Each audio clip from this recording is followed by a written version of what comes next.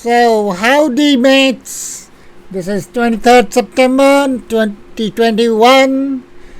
We are amidst COVID times and we are trading. And today was the expiry date. And how are your profits? Let me know in the comments. So, this is my channel, Billionaire Traders Club, and I am Ayan Sinha, and I am a trader in Indian stock markets. Trade into Nifty, Bank Nifty, US dollars, and various stocks. Jumping into today's market analysis, let me talk about a bit about China and the ever great issue that has come up. What is Evergrande, China's potential debt crisis explained? So, in this article, they talk about what is Evergrande's issue. So I'll not go into details. Basically, they call it China's debt crisis, and something that happened in 2008. That happened with the housing crisis in US. But it seems China, being a communist country, is in a better position to handle it. But still, it would affect other countries. Basically, certain developers were given some liberty, and basically what happened was they created false debt into the market, and because of which our this company Evergrande is in a huge debt. Is in a basically in Indian terms we call its grading has fallen down, and it's not able to repay its debts, and that has a domino effect. Domino effect, if you would understand, if one piece falls and other pieces falls, it affects its suppliers, other businesses, those obviously the share, those holding shares, Chinese government being one of them, other related businesses, other houses, other the demand and suppliers, those who had probably offered the raw materials to the company, all of them are affected. So some engineering companies, in fact, maybe some of the other Asian countries, even India might be affected. There might be some steel companies who might get affected because of this, because the debt is close to 300 billion, if I am not wrong, and that way it's potentially a big crisis. You have to see, because 300 billions worth of it is over leveraged, as I say, huge debts taken, and which Evergrande is not able to pay. One of the possible solutions that they are saying is the US government, which is Chinese government, may come into picture and bail it out. So there you have it, the small picture and a big picture. Let's look into the markets. We have already in our updates looked into the Asian markets. Nikkei didn't open. Most of the markets were in green. Asian markets were in green. Kospi was a little bit negative. Hang Seng was 1% of those who did well were close to 1%. Shanghai 0.38%. China A50 0.1%. So that's about it. The European markets, if we see, European markets were green. They seem to have fallen a bit. We will look into their charts in a while. Obviously, US markets are shining, and for obvious reasons. The VIX has fallen down. Indian VIX had risen a bit. Indian markets, BSE Sensex, you see almost 1,000 points up. Nifty 276 closed at 276 points. Nifty Bank 827. That was a huge jump in the Indian markets. The US dollar, USD INR that we were seeing had fallen a bit. USD Sensex index futures, we can see that even after a bit of recovery, it has been falling a bit from 93 intraday, or since intraday, from 93.55 524 to 93, almost below 93, almost 92 levels. SGX Nifty, look into what Nifty futures is doing. It's at par 17 8 20 25 52, so at par with Nifty futures here. Dow Jones futures, let's refresh this page a bit, so we can see it is 34,672.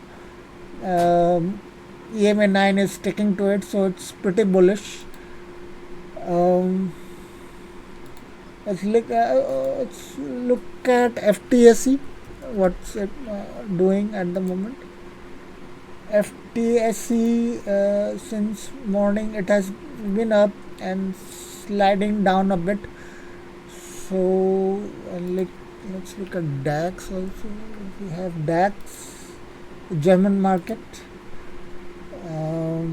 It's been range bound. It's not much. It's gapped up and it's range bound, so it's quite positive in here. Let's look into the trading view. So I've been updating intermittently about Nifty trades, and obviously if we go by the VWAP and EMA theory along with RSI and the volumes, we did find that it had a straight, after gapping up, it had a straight move upwards. So a potential Nifty futures buying would have gained you to 73.50 points. So anybody who would have held till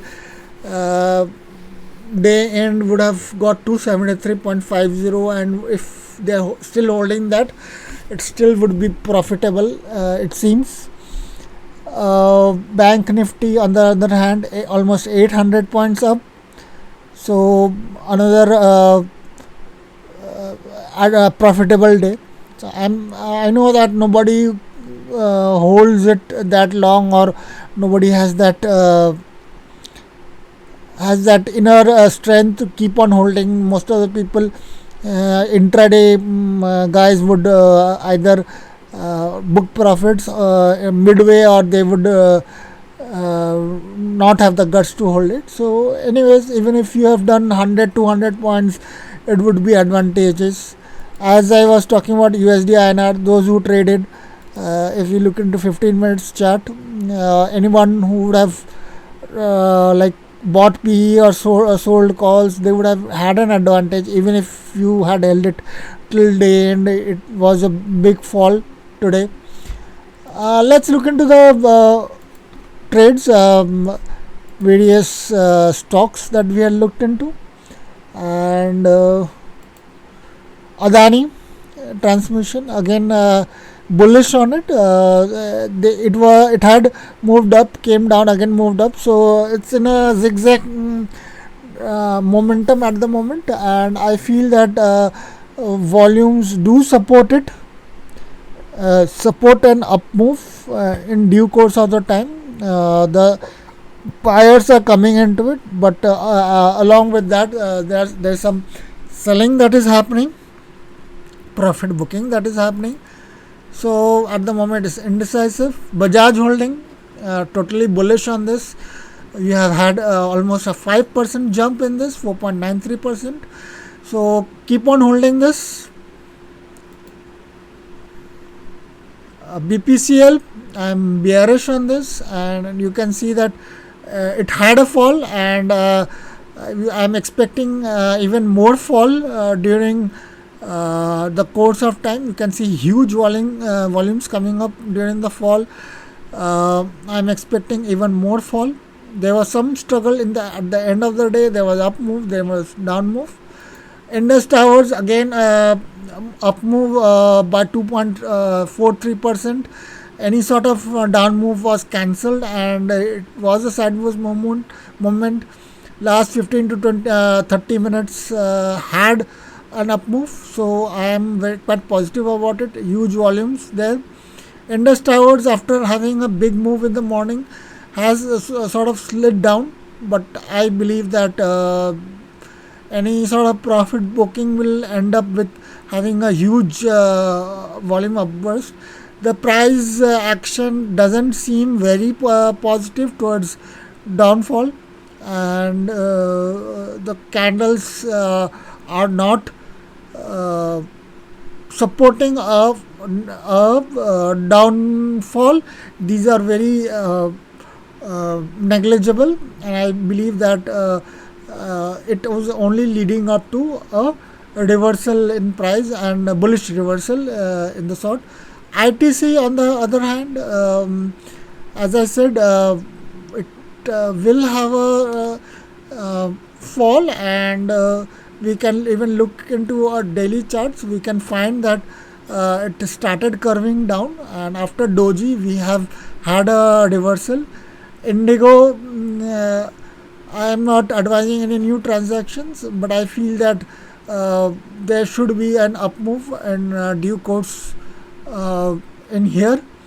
uh, you can keep on holding your trades if you are long in this. SBI Life, something that I had put into my watch list couple of days back, and you can see the direct up move. It was almost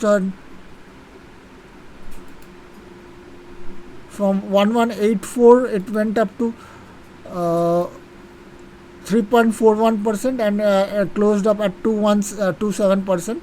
So 2.28%. So anyone who has booked profited from it, you can thank me in the comments. So that's it, guys. I will keep on bringing you updates on China Evergrande. Uh, and you have any questions, you can ask me. This is Ayan. I'm signing off tonight. Wish you a good night and a profitable Friday and a further profitable career for you. This is oh,